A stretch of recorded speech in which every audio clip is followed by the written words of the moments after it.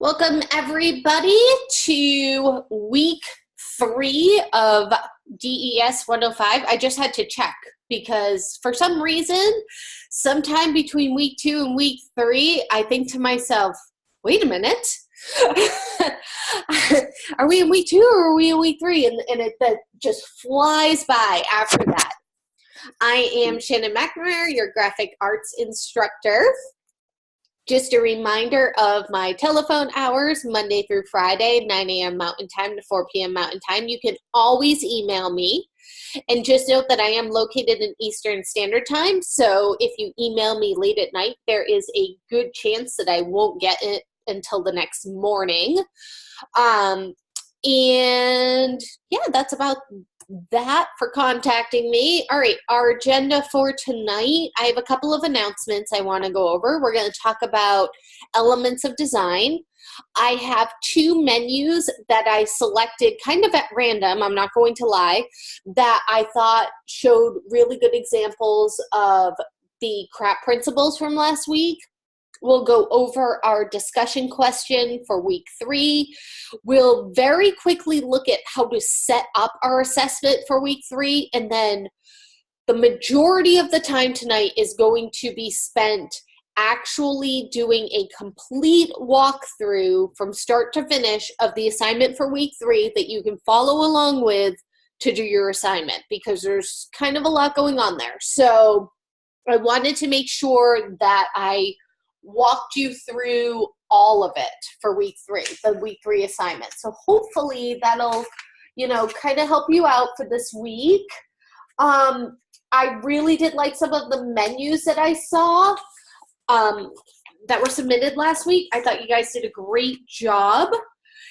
And, I think that the thing that probably gave people the most difficulty was probably using those tabs. So if you did get a message from me saying, make sure you're using the tabs, try to go back to the live session from last week. And then there's also, I believe there was a video in the readings and videos that showed how to do that. And you can also look it up on the Adobe Help site if you need kind of step-by-step instructions with some screenshots. The Adobe Help site is always good for stuff like that. All right, a reminder about due dates. Assignments and assessments are due by Saturday at midnight for full credit. If you're going to be late, make sure that you communicate with me regarding the late work in the course. This will save you from some missed points. Your week 4 assignment cannot be turned in late. The course will turn into a pumpkin. It will lock you out. It will not let you upload. And if for some reason something goes wrong when you are trying to upload your assignment in week 4, make sure that you immediately email it to me so it is in my email first thing in the morning when I get up at 5 a.m. on Sunday, Eastern Standard Time, to start grading. If it's not in my email when I get up and it's not uploaded, I'm just going to assume that you didn't do it. So make sure that if anything happens in week 4, you're emailing me that assignment immediately. Also, we have a discussion post this week. It is due, your original post is due Wednesday at midnight, and then you need to respond to 2 of your fellow students' discussion posts by Saturday at midnight, making sure that you're posting on 2 different days. And again, a reminder, late discussion posts will not be accepted past the Saturday deadline for the week. Our live session is Mondays from 4 to 6 p.m. And then please check the live session tab in your course for your multi-session time, because I'm teaching multiple sections of this course, this mod. So my multi-session times are different for each course. Some of you have it Wednesday and some of you have it Tuesday. Those multi-sessions are open for you to come in with assignment problems, questions, or if you need some one-on-one tutoring. And I front load our live session and multi-session at the beginning of the week to give you ample time to get your assignments done. If you do need any outside help, the Student Success Center is open with tutoring available and no appointment is necessary. Alrighty, Welcome to week 3. We're going to be discussing an introduction to the elements of design. Even though we've done a lot of elements of design so far in the first 2 weeks, we're going to take a look at some problem areas from last week's assignment. Like I said, those tabs, but I'm going to show you that in the week 3 assignment because we need to use a tab again in the week 3 assignment, so I'll probably go over it there. We're also going to discuss our discussion question for this week, the assignment and the assessment. We'll look at, especially for the assignment, some master pages, spreads, and then ad placement. Again, the assignment for week 3 is definitely something that you will create in the field. The good thing about that is that you have portfolio pieces that you can show potential employers or potential clients, because everybody as a graphic designer designs a menu. Everybody as a graphic designer designs a newsletter or designs a postcard. These are all jobs you're going to have to do. So if you have a potential employer ask you, have you ever designed, a menu? You can say, yes, I have. I actually did in school. Here's an example of what I created. Here it is on my portfolio. Have you ever designed a newsletter? Yes, I have. Here's the example that I created. It's part of my portfolio.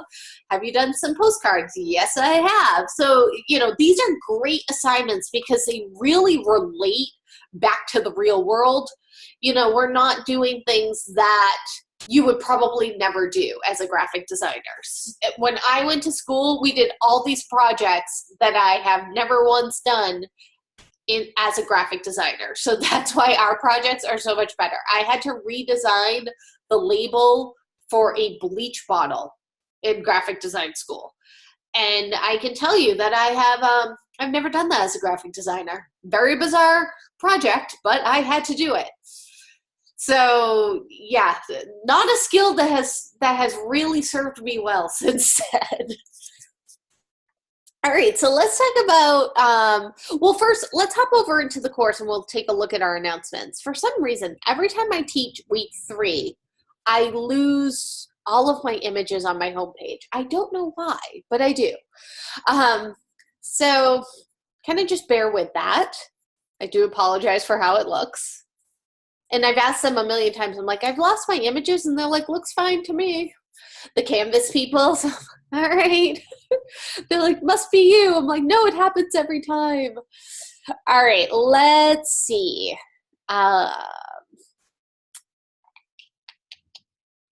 Let's take a look at DJ's hours for week 3.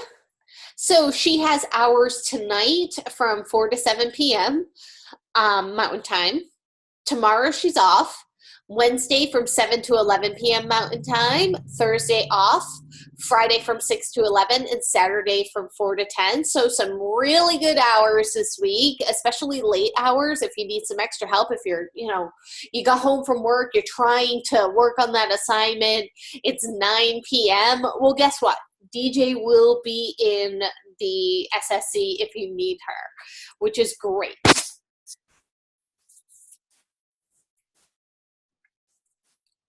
And our internet has been so slow today.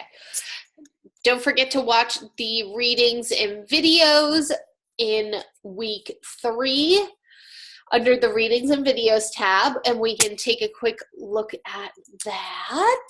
And then also, this one's kind of important, especially because we finished our menus after last week, I think it's extremely important that you're uploading your finished work as a JPEG to your Behance page as soon as it's done for a couple of reasons. Number one being, if you want to look for some internships, if you want to look for some part-time work while you're in school, it's really good to keep that portfolio updated frequently. And number 2 is, at the end of your program, you will need to have a finished Behance page with all of your work, set up in it and everything ready to go. So if you're uploading your your stuff to your Behance page when you know it's done, it's kind of one less thing that you have to do, 20 or 30 projects that you want to upload. Try to make it a habit, especially when you get out into the field. If you work on something really cool at work, make sure that you either take a picture of it or make sure that, you download a JPEG version of it for your Behance page. So Behance is a free website that you have. You would log in to behance.net. And there are a couple of courses that have you set up your Behance page. So I'm just going to show you mine. And you log in with the same login that you would use for your Creative Cloud. And what it can do is it can sync everything for you. If you have, stuff that you want to upload through the Creative Cloud, it'll sync it. It will help put together an Adobe portfolio for you. I like to set things up as different projects.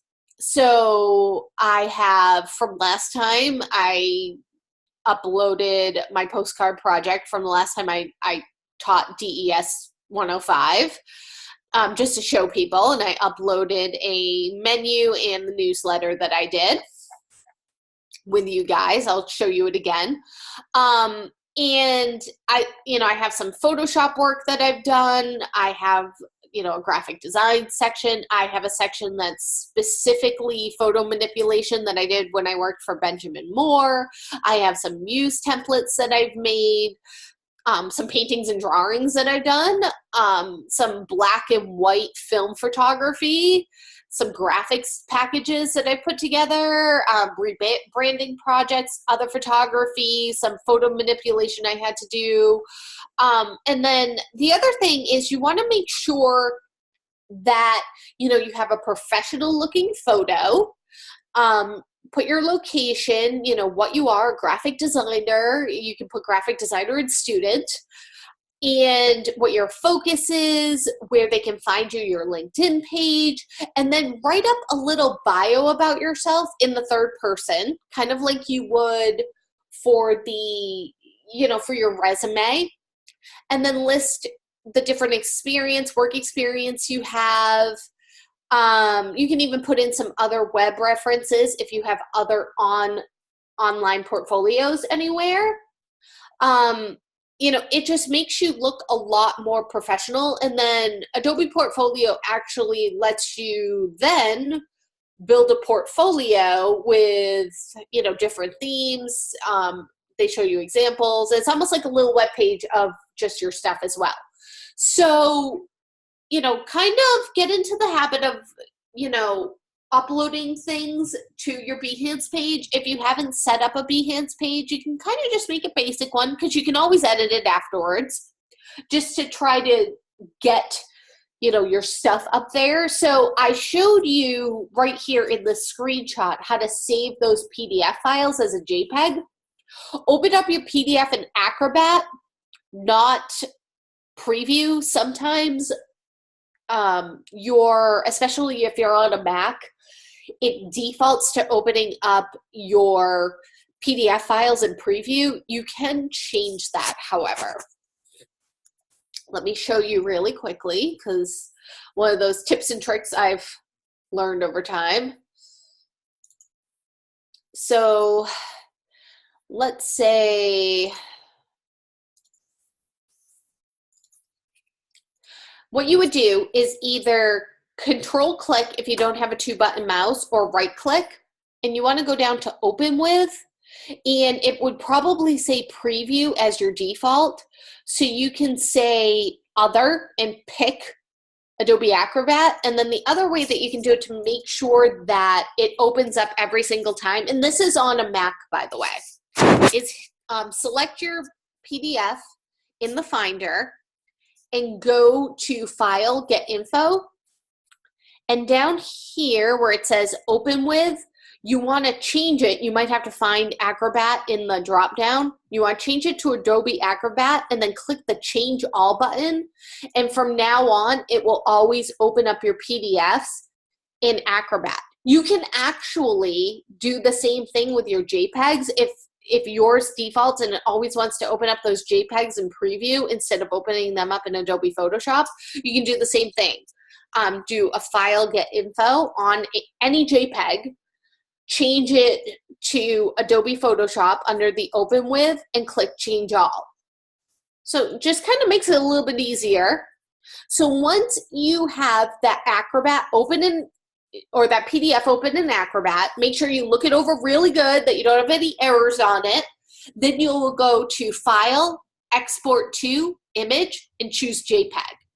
Because anything that you upload to Behance, for some reason, well, it's not really for some reason. It only takes JPEGs. It probably takes PNG files too, but the JPEGs will work the best for us for what we're doing.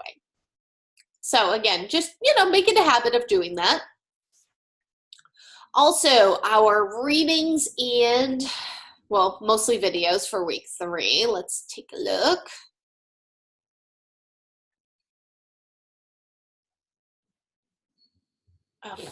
I'll just go to the home page to do this. Readings and videos. Otherwise, I'd have to go all the way through. Scroll down to week 3. So there is a lecture for week 3. And then we have some lynda.com videos, navigating pages, adding, deleting, and moving pages, placing and flowing text, updating margins and columns, master pages and page numbers, and then some auto flow tricks and primary text frames. And then there's an article to read on master pages. And then there's also a help for using master pages. There's a help link right here that brings you right to the Adobe help. So if you need some help with that. So, this will definitely tie everything together from what I'm doing in our live session this week. So those are all the announcements. Oh, and my images are back. Yay! While we're over here, let me see. No, I'll go over the discussion when I hit it on the slides. I was gonna say we can go over the discussion, but let's talk a little bit about the 5 elements of design. So there are 5 basic elements of design: line, shape, texture, color, and value. Lines can be straight, they can be dotted, they can be dashed, they can look like mountains, they can be nice and fluid, they can also have, different ranges of thick or thinness to them. One of the most important elements of design is line, because line defines a subject's form or shape on a flat 2-dimensional surface. The lines, again, can be thick or thin, smooth or jagged, rigid and mechanical, or organic and hand-drawn. The quality of a line has the ability to express psychological characteristics of a composition to an audience. So again, this is going to feel, if I was creating a postcard for a yoga studio and I wanted to add some line work to it, I would probably choose this line or this line because they have, a calmer feel. I think if I put this on my yoga studio, I would feel, a little jagged, a little uneasy. It wouldn't really go with the whole feel of Zen per se. Next, we have shape. And shape is a 2-dimensional area confined by an actual line or implied line, which could be the edge, even the edge of the page. In design, shapes are created when the ends of lines are joined to enclose areas. Shapes can be geometric or free-form. They can also be organic in nature. So here are some geometric shapes on the left and some more free-form organic shapes on the right.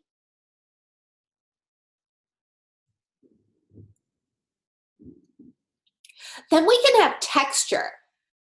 So texture is kind of two different things. And I think textures are really fun to work with in design. You know, you can choose specific paper that you are having things printed on as part of your texture.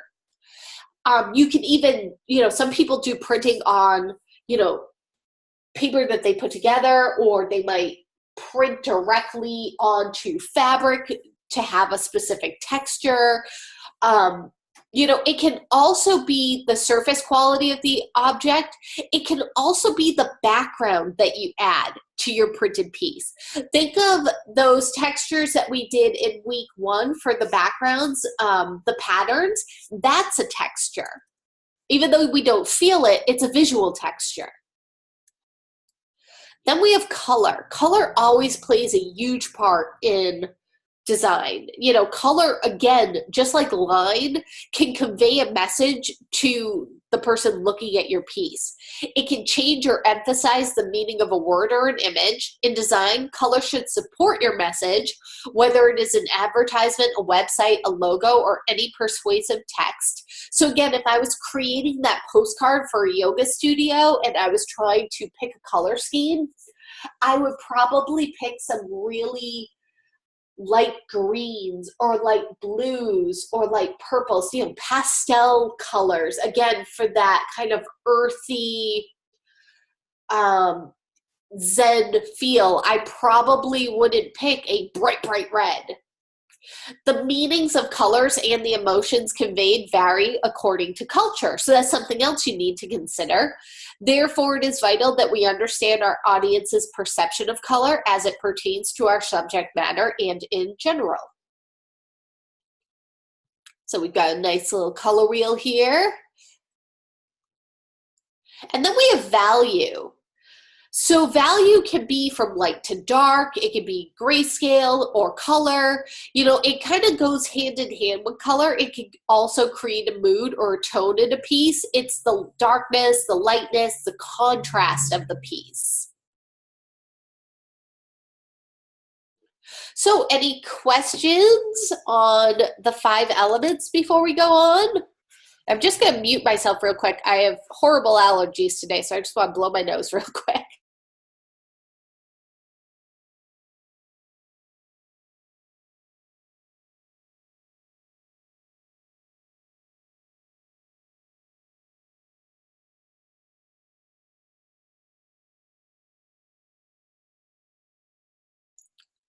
Oh, I'm sorry. That was weird. It did show that I was muted. All right, well, I do apologize about that. Again, horrible allergies. So let's take a look at our discussion. For today's discussion, you can visit the website. I'll just pull it up on here. It is a Inspiration Examples restaurant website, or there is Inspiration Feed.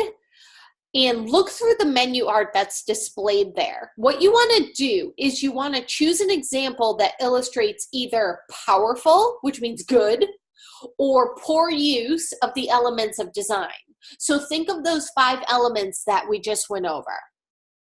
They were shape, line, texture, color, and value. So you want to look for some examples that either, you know, were some great examples on that website, or some examples that were poor examples. And then just like we did last week, you want to embed those images in your post using the instructions from the video below. And we're going to discuss the evaluation of your menu. So if you thought there should have been more design elements, meaning it was a poor use of the elements of design, you know, you need to answer the question, what you would have added to the design, where and how you would have added it. If you feel the elements were used appropriately, so it was a good example, you want to describe which elements were used and how they added to the unity of the overall appearance on the menu. For your citation for this week, you can use articles that explain examples of good layout practices. You can also find articles from experts that describe the elements that you found and their overall purpose. For your reply post, make sure that you're revisiting the CRAP principles.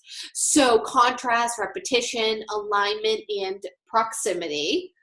And you want to address how the elements utilized within the examples either created or diminish the CRAP principles. And then if the CRAP principles are weak, again, what elements might make them stronger? So your initial and your reply post should work to develop a group understanding of this topic.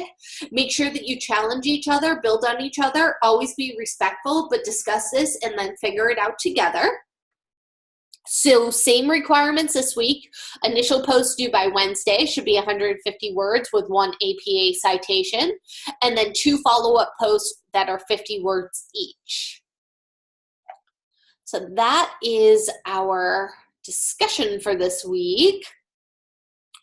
And I'm going to skip past the assignment right now because I want to show you the assessment, but I'm actually going to pause our recording and we'll do a demo of the assessment and the assignment in the second video. So for those of you who are here, if you are going to be watching again at home and working along, you'll be able to go straight to the second video. And for those of you who are watching at home, please continue on to the next video.